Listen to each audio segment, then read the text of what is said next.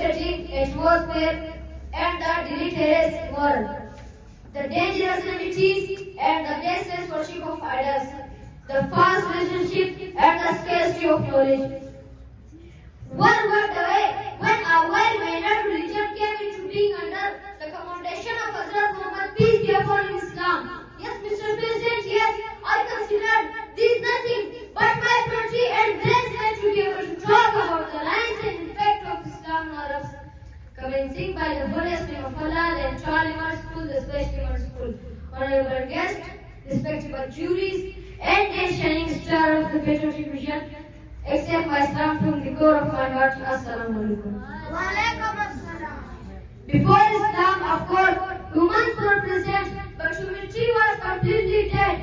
Someone would come on the street, would spread his leg and would say, there is no anyone who can cut my leg. Another one would come, would cut his leg and would say, I am the one who can cut your leg. Yes, Mr. President, such tiny things would become ever out of God and bone of contention, which let the people fight brutally even for centuries.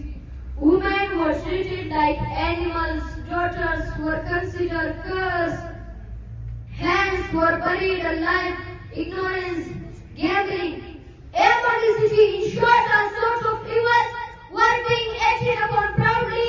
Meanwhile, Allah the Almighty blesses culprits by a truly guided and highly real religion, Islam.